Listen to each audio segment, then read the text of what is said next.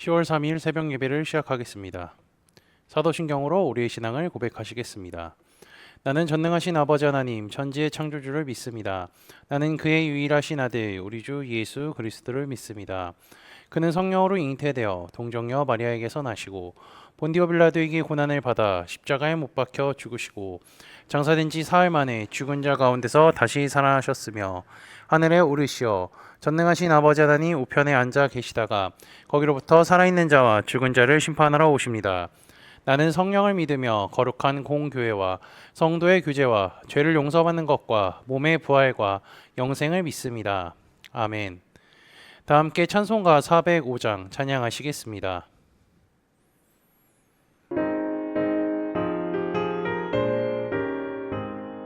주의 친절한 팔에 안기세 우리 마음이 편안하리니 항상 기쁘고 복이 되겠네 영원하신 팔에 안기세 주의 팔에 그 크신 팔에 안기세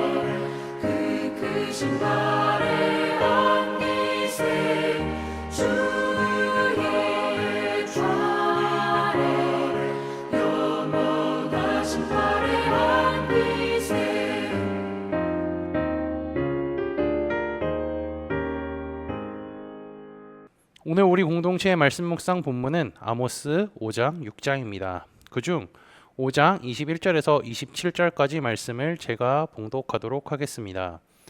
내가 너희 절기들을 미워하여 멸시하며 너희 성회들을 기뻐하지 아니하나니 너희가 내가 내게 번제나 소제를 드릴지라도 내가 받지 아니할 것이요 너희의 살진 희생의 화목제도 내가 돌아보지 아니하니라. 내 노랫소리를 내 앞에서 그칠지어다 내 비파소리도 내가 듣지 아니하니라. 오직 정의를 물같이 공의를 마르지 않는 강같이 흐르게 할지어다. 이스라엘 족속아 너희가 40년 동안 광야에서 희생과 소제물을 내게 드렸느냐. 너희가 너희 왕 식국과 기운과 너희 우상들과 너희가 너희를 위하여 만든 신들의 별 형상을 지고 가리라. 내가 너희를 다메섹 밖으로 사로잡혀 가게 하리라. 그의 이름이 만군의 하나님이라 불리우는 여호와께서 말씀하셨느니라. 아멘. 오늘 읽은 아모스 5장 1절에서 27절은요. 보통 제2비판, 제4비판 본문으로 불립니다. 이 본문은요. 아모스 4장 5절, 4, 5절과 연결이 되어 있는데요. 아모스 그럼 4장 4절과 5절을 한번 볼까요?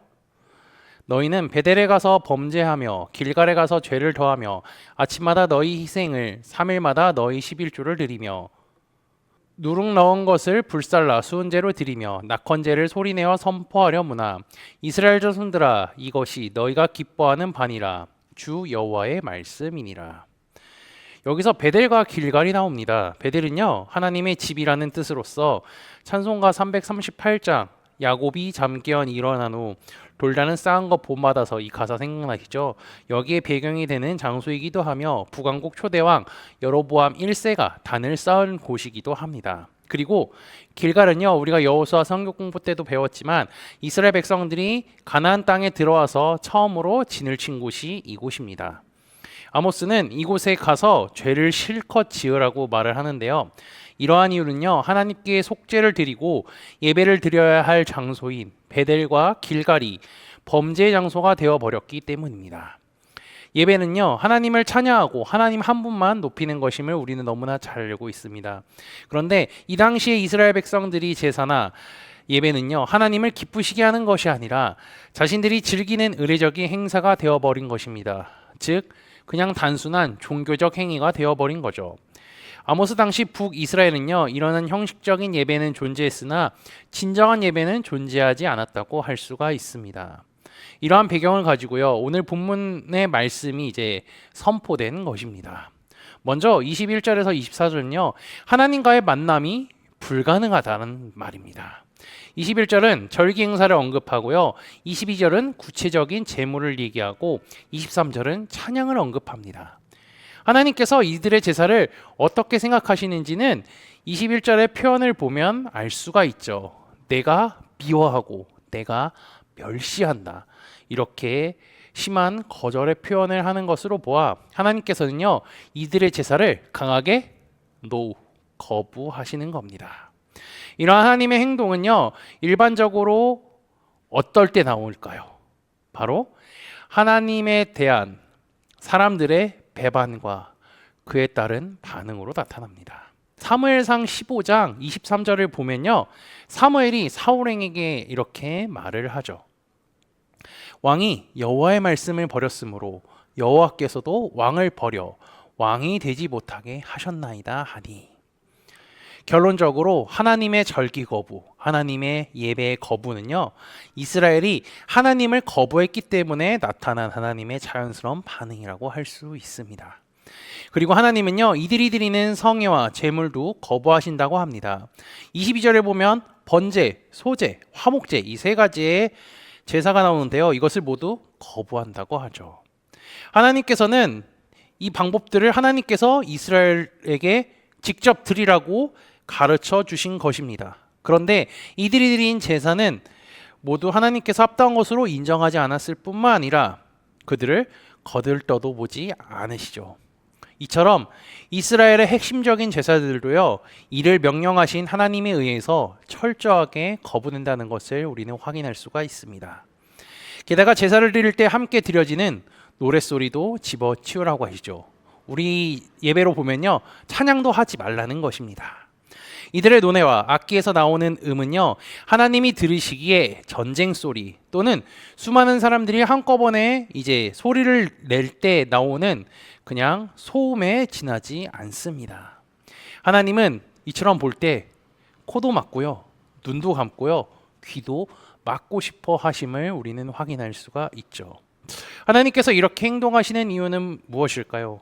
방금 전에도 이제 얘기했지만 이스라엘이 하나님을 거부했기 때문에, 즉 이스라엘 안에 죄악이 가득했기 때문입니다. 그리고 그들이 했던 죄악 중에 아모스가 얘기하는 것은요, 정의와 공의가 결여됐다는 것입니다. 그래서 아모스는 24절에 이렇게 이야기하죠. 오직 정의를 물같이 공의를 마르지 않는 강같이 흐르게 할지어다. 하나님께 온전한 예배를 드리기 위해서는요, 거기에 그 예배를 드리는 사람들이 윤리적인 삶, 즉 말씀에 순종하는 삶이 필요합니다. 말씀에 순종하지 않는 사람들, 공동체 의식이 결여된 사람들은요, 이 사람들이 드리는 예배는 아무리 예배를 많이 드리고 제물을 많이 바친다고 할지라도요, 하나님께서는 결코 받지 않으신다는 것입니다. 아모스는 희생제물과 소제물을 드리지 않고도 하나님과 관계를 유지할 수 있었던, 하나님의 보호하심 아래 하나님의 말씀을 따라 살아갈 수 있었던 광야 생활을 회고하게 합니다. 광야 생활을 할 적에는요, 이스라엘이 희생제물과 소제물을 드리지 않고도 하나님께서는 그들의 예배를 받으실 뿐만 아니라 구름 기둥과 불 기둥으로 함께 하셨었죠. 그리고 26절 한번 볼까요? 26절을 보면 마지막에 가리라라고 끝나는데요, 이것은요 25절과 연결되어서 의무문, 즉 뒤에 물음표를 달아야 되는 것입니다. 그러면 이렇게 됩니다. 너희가 너희 왕 식굿과 기온과 너희 우상들과 너희가 너희를 위하여 만든 신들의 별 형상을 지고 가겠느냐? 물음표죠. 물어보는 거죠. 이는 이스라엘은 광야 시절에 식국과 기온과 같은 우상들을 섬기지 않았다는 것을 의미합니다. 이스라엘 백성들은 이제 광야 생활 이렇게 회고했잖아요. 이렇게 하는 이유는 광야에는 제사가 아니라 뭐에 따라갔죠? 하나님의 말씀에 순종하며 따라갔습니다. 하나님이 가라고 한 그 길로 그냥 따라갔습니다. 그분이 가시는 길, 그분이 인도하시는 길은 무조건적으로 안전하고 복된 길이라고 하면서 따라갔습니다. 그것을 기억하라는 겁니다. 아모스는 말씀에 순종하지 않는 사람들이 드리는 예배는 옳지 않다고 말하는 것과 같죠. 그리고 이제 마지막 27절은요. 유배예고로서 일종의 심판 선포라고 할 수 있습니다. 하나님의 말씀에 순종하지 않는 삶을 살아가는 이스라엘에게는 결국에 심판이 있을 것이고요. 그 심판의 결과는 유배가 될 것입니다. 아모스는 제사, 예배 이런 것보다 먼저 하나님의 말씀에 순종하는 삶을 살라고 이야기합니다. 그것이 정의와 공의를 실현하며 살아가는 것이라고 하죠. 하나님의 말씀을 따라 살아가는 사람들이라면요. 정의와 공의를 행하며 살 것입니다. 왜냐하면요. 하나님의 말씀에 순종하며 살아가는 사람들은 하나님께서 옳다고 한 일, 하나님께서 하라고 한 일을 할 수밖에 없기 때문이죠. 그리고 그뿐 아니라 자신과 함께 믿음의 길을 걸어가는 사람들의 손을 붙잡아 함께 살아갈 것이기도 합니다. 주님을 믿는 자들이 넘어지지 않기를 원하십니다. 그리고 우리는요, 같이 주님을 믿는 자들이 넘어지지 않도록 기도해야 합니다. 그리고 그들을 위로해야 합니다. 혹시 그들 중에 약자가 있다면요, 손을 내밀어서 붙잡아줘야 합니다. 믿음이 연약한 자가 있다면요, 믿음이 굳건해지도록 기도해주고요, 권면해주고요, 일어날 힘을 줘야 합니다. 그것이 믿음의 공동체, 즉 지금의 교회가 해야 할 일이죠. 우리는 계속해서 주일 말씀에 다니엘과 세 친구에 대해서 다니엘에 대한 말씀을 이제 듣고 있습니다. 그리고 지난주 말씀은 세 친구에 대한 얘기가 나왔죠. 다니엘과 세 친구는요, 서로의 믿음을 위하여서 기도했습니다. 중보했습니다. 그리고 서로가 말씀에 순종하며 흔들리지 않는 믿음으로 살아가는 길을 보여줬습니다. 코너스톤 믿음의 형제자매 여러분, 우리가 말씀대로 흔들리지 않고 살아갈 뿐더러 내 가족, 친구, 소그룹원들 그리고 교회 공동체 안에서 다니엘과 세 친구처럼 서로를 위해 중보하고 믿음을 위하여서 손을 내밀고 그 손을 붙잡아서 주님께서 다시 오실 그날까지 우리 서로의 손을 붙잡고 서로를 위하여 중보하며 살아가는 코너스톤 믿음의 형제자매들이 되시기를 주님의 이름으로 축복합니다. 다 함께 찬송가 180장 찬양하시겠습니다.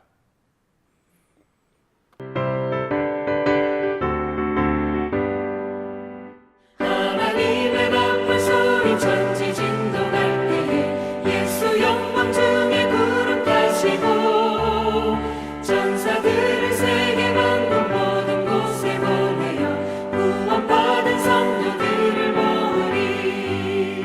나팔 불 때 나의 이름 나팔 불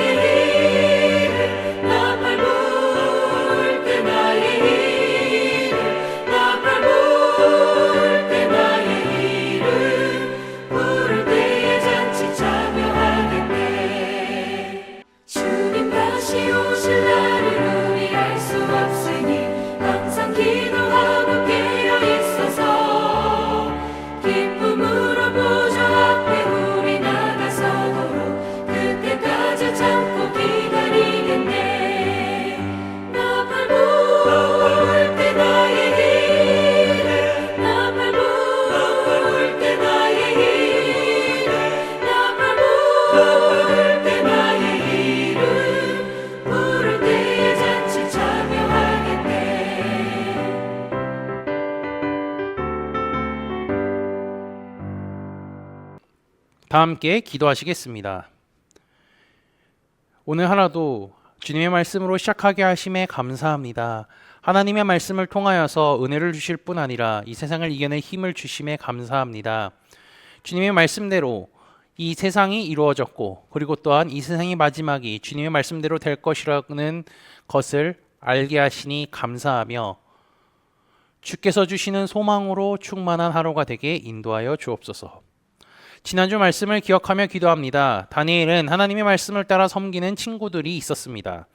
그들은 흔들림 없이 끝까지 주님을 섬기는 친구들이었습니다. 게다가 다니엘과 같이 느부갓네살이 세운 금신상에 절하지 아니했습니다. 그리고 풀무불에 들어간다 할지라도 하나님께서 구원해 주실 거라 굳게 믿었습니다.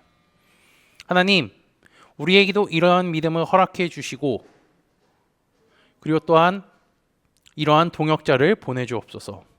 세상의 상황이 우리를 핍박하고 괴롭힌다 할지라도 주님을 포기하지 않고 꼭 붙잡는 삶을 살게 하옵소서. 아모스는 정의와 공의가 사라진 이스라엘을 비판했습니다. 하나님께서는 그들이 드리는 제사와 제물, 찬양도 받지 않으신다고 말씀하셨습니다. 하나님의 말씀을 잊어버리고 그 말씀대로 살지 않았던 자들에게는 심판이 주어졌음을 기억합니다. 하나님께서 원하시는 것은 하나님의 백성들이 말씀대로 살아가는 것임을 기억하게 하시고 주의 말씀대로 살아가는 자들이 되게 인도하여 주옵소서. 예수 그리스도의 이름으로 기도합니다. 아멘. 이 시간 합심으로 기도할 제목들을 나눕니다. 먼저 형제자매들의 고통을 위해 기도하시고요. 두 번째는 복음을 듣고 구원받는 사람이 많아지기를 위해 기도하시기 바랍니다. 지난주를 들었던 말씀을 기억하며 기도하시고 교회를 이끌어 가시는 사랑하는 담임 목사님과 사역자들을 위해 기도해 주시기 바랍니다. 계속해서 진행되는 요한계시록 성경 공부와 목회자 세미나를 위하여서 10월에 있는 전교인 수련회를 위해 대입 수험생을 위해 소그룹원들을 위해 환호의 회복과 온전한 치유를 위해 각자 가지고 계신 기도의 제목들을 놓고 기도하시기를 바라며 오늘도 주 안에서 승리하십시오.